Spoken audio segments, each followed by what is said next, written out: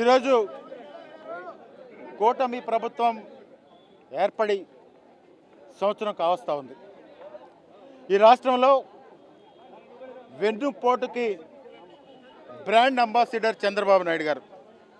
ఆ రోజు మామకు వెన్నుపోటు పొడిచి ఏ విధంగా అధికారాన్ని తీసుకున్నారో కరెక్ట్గా సంవత్సరం క్రితం ప్రజలందరికీ కూడా వెన్నుపోటు పొడిచి అధికారాన్ని చేజిక్కించుకున్నారు.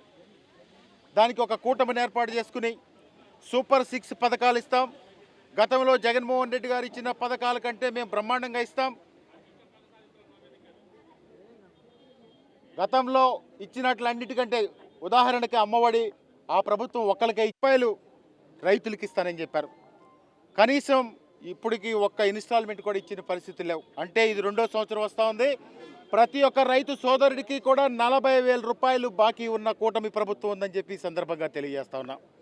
అదేవిధంగా అమ్మఒడి 15,000 రూపాయలు, అంటే ఒక్కరికి ఇచ్చినా ఇప్పటికి 2వ సారి ఇచ్చేవాళ్ళు, అంటే ఒక్కొక్క విద్యార్థికి 30,000 రూపాయలు బాకీలు ఉన్న పరిస్థితులు. ఫీజు రియంబర్స్మెంట్ పథకం ప్రతి సంవత్సరం కూడా 700 కోట్ల రూపాయలు ఫీజు రియంబర్స్మెంట్ పథకం ఇవ్వాలి, అది కూడా అప్పున్న పరిస్థితులన్నీ కూడా ఉన్నాయి. ఇవన్నీ కూడా మోసం చేసిన ఘనత చంద్రబాబు నాయుడు గారికి దక్కుద్దని చెప్పి కూడా మనం చేస్తూ ఉన్నాం.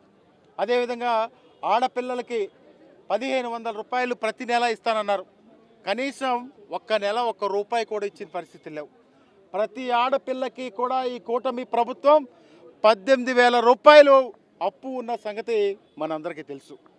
ఇవన్నీ కూడా సూపర్ 6 అని ప్రజల్ని మోసం చేసి ఆ రోజు ఎన్టీ రామారావు గారిని వెన్నుపోటు పొడిచి ఏ విధంగా అధికారాన్ని చేజిక్కించుకున్నారో అదేవిధంగా ఈ గత సంవత్సరం ఈ ప్రజలందరినీ కూడా వెన్నుపోటు పొడిచి ఈ అధికారాన్ని చేజిక్కించుకున్న పరిస్థితులన్నీ కూడా చూస్తూ ఉన్నాం. అదేమనంటే రెడ్ బుక్ తీస్తానంటాడు లోకేష్ గారు. రెడ్ బుక్ ఈ రాష్ట్రం మీ బాబు సొత్తు ఏం కాదు. మీ బాబు సొత్తు అయితే నువ్వు రెడ్ బుక్ తీయచ్చు. ఇది అంబేద్కర్ గారు రచించిన రాజ్యాంగం. ఆ రాజ్యాంగం ప్రకారం ఎవరైనా సరే చట్టం ముందు నిలబడాల్సిన పరిస్థితులు ఉంటాయి. మీరు తీసుకెళ్ళి ఈరోజు తాత్కాలికంగా మీకున్న అధికారాన్ని ఉపయోగించి మా కార్యకర్తల మీద కానీ మా నాయకుల మీద కానీ కేసులు పెట్టి జైల్లో పెట్టిస్తున్నామని చెప్పి మీరు ఆనందపడతా ఉన్నారే, మళ్ళా మీకు అదే రోజు కర్మ రిటర్న్స్ వస్తుంది. మీరు ఒక్కటి చేస్తే మేము కూడా 100 చేసే కార్యక్రమాలు చేస్తాం.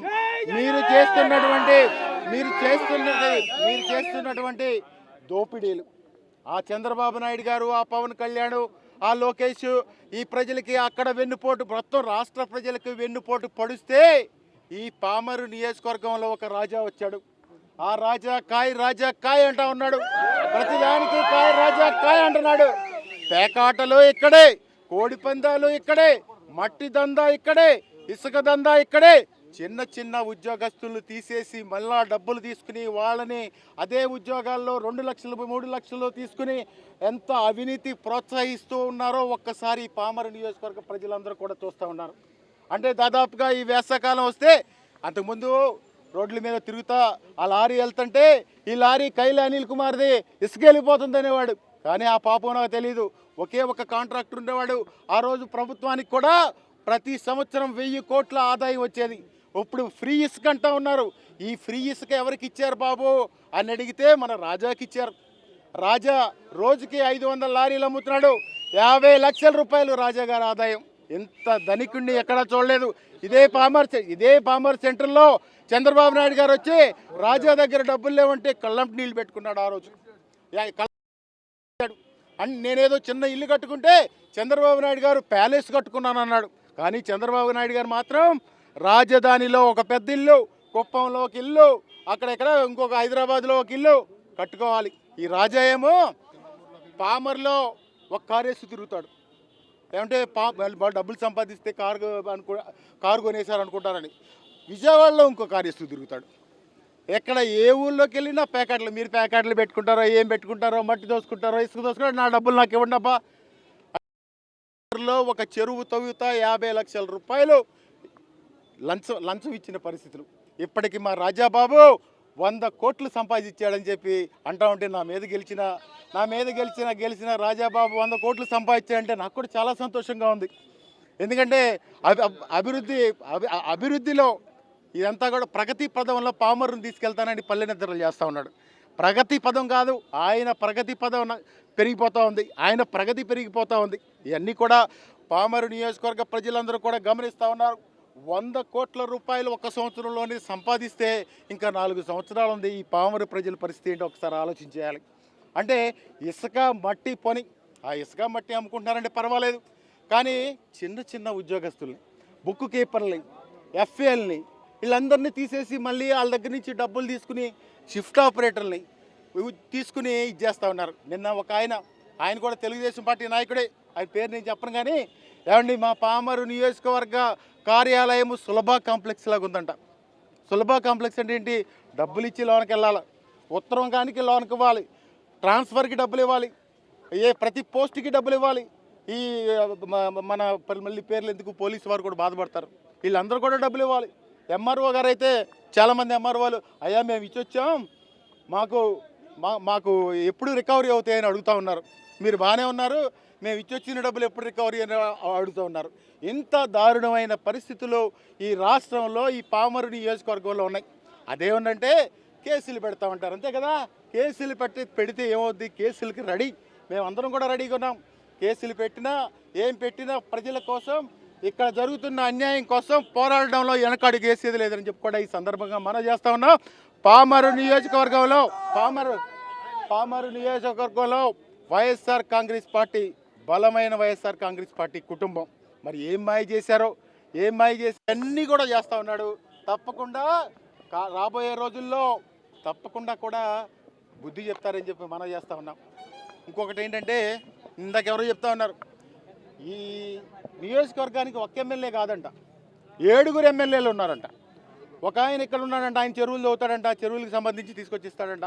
ఒక ఆయన నిమ్మకూరులో ఉంటాడంట, ఒక ఆయన పెదముత్తేవిలో ఉండి ఆయన కూడా చెరువు తవ్వుతాడు, ఒక ఆయన అక్కడుండి ఇసుక తవ్వుతాడు. సాయంత్రానికి అన్నీ తీసుకొచ్చి 7 గంటలకే తీసుకొచ్చి డబ్బులు ఇవ్వాలంట. అటువంటి పరిస్థితులన్నీ కూడా ఈ పామరు నియోజకవర్గంలో ఉన్నాయి. ఎందుకంటే ఎన్నికల ముందు చాలా మాట్లాడారు ఎమ్మెల్యే గారు. ఒకసారి గుండె మీద చేసుకుని చెప్పండి, కైలా అనిల్ కుమార్ ఏం చేశాడో, నువ్వు ఒక సంవత్సరంలో ఈ పామరు నియోజకవర్గాన్ని ఏం దోచుకున్నావో నీ అంతరాత్మ సాక్షిగా ఒకసారి అడిగితే మీ అంతరాత్మే సమాధానం చెప్పుద్ది. మళ్ళీ ఈ మధ్యకాలంలో డ్రైన్లు అవన్నీ కూడా పరిశీలిస్తున్నారు. అవి ఎందుకు పరిశీలిస్తున్నారంటే, బుడమేరులో మట్టితో వేశారు, మళ్ళీ ఈ డ్రైన్లో కూడా ఏమైనా మట్టితో వచ్చే ఏమైనా అవకాశం ఉందేమోనని చెప్పి ఇక్కడ ఒక డీసీ ప్రెసిడెంట్ ఉన్నాడంట. వీళ్ళందరూ కూడా ఇది చేస్తూ ఉన్నారు. ఇంత దారుణమైన పరిస్థితులు అన్నీ కూడా. ఆయన ఏమన్నాడంటే, ఎన్నికల ముందు పేద ప్రజలందరికీ న్యాయం చేస్తానన్నాడు. కానీ పేద ప్రజలు ఎవరన్నా వెళితే ధైర్యంగా, ఒక దళితుడు కానీ ఒక బీసీ కానీ ఎవరన్నా వెళితే ధైర్యంగా నువ్వు పనిచేయగలవా ఎమ్మెల్యే గారు అని చెప్పి నేను అడుగుతా ఉన్నా. అక్కడికి వెళ్ళు, నిమ్మకూరు వెళ్ళు, లేకపోతే గణేష్ దగ్గరికి వెళ్ళు, లేకపోతే రామలింగేశ్వరరావు దగ్గరికి వెళ్ళు, లేకపోతే సుబ్రహ్మణ్యం దగ్గరికి వెళ్ళు, లేకపోతే ఆయన ఎవరో తోట్లవల్లూరులో శివరాము, ఇంకొక ఆయన మందులు అమ్ముతాడు ఆయన సత్యనారాయణ. ఇంతమంది ఎమ్మెల్యేలు ఉన్నారు. నీకు పేద ప్రజలకి ఎవరికన్నా ఒక ఉద్యోగం ఇచ్చే దమ్ముందా అని చెప్పి నేను అడుగుతా ఉన్నాను. చంద్రబాబు నాయుడు గారు ఈ రాష్ట్రాన్ని ఏ విధంగా వెన్నుపోటు పొడిచాడో, ఈ పామరు నియోజకవర్గాన్ని ప్రజలను కూడా ఆ విధంగా ఈ వర్ల కుమార్ రాజా వెన్నుపోటు పొడిచాడు. ఇంకా 4 సంవత్సరాలు మరి ప్రజలు ఏ విధంగా సఫర్ అవుతారో, తప్పకుండా ఈ సఫర్ అయితే మాత్రం రోడ్డుకి పోరాడతాం. ఇసుక మట్టి మీద ఈ రోజు నుంచే పోరాటం స్టార్ట్ చేస్తామని చెప్పి కూడా ఈ సందర్భంగా మనం చేస్తా ఉన్నాం.